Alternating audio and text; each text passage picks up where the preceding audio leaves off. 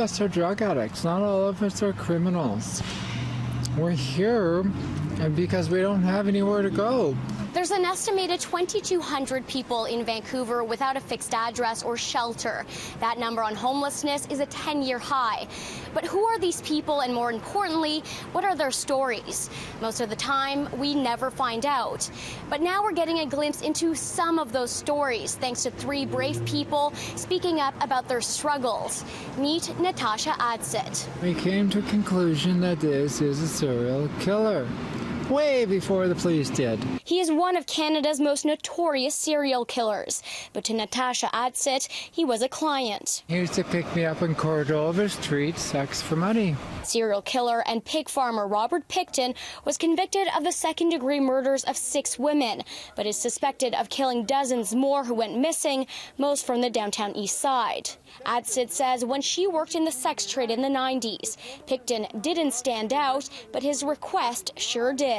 This person had decided that I was going to go out to his farm that morning. And you know what actually saved my life? My crack cocaine addiction.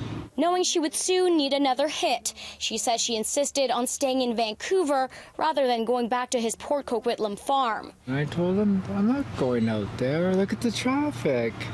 How long did it take you to get one way only? Nearly 30 years later, she says she's proud to say she's no longer a sex worker and is lucky to be alive, but has unfortunately continued to struggle with homelessness. For now, with her husband, she's turned this tent into a home. I was on the street since I was 16 years old because I didn't have any other option. She says that's when her parents kicked her out of their Edmonton home just as she began transitioning.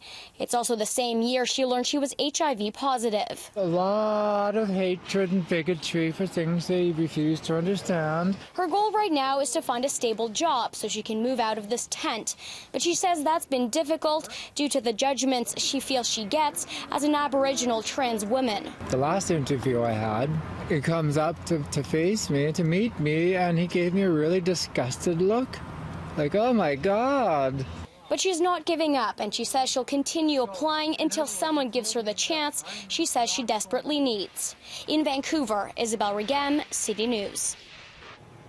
We were able to connect with Natasha thanks to a ride along with the Union Gospel Mission mobile team in Vancouver. According to the nonprofit, data shows people accessing shelters who self-identify as transgender represent less than 1%.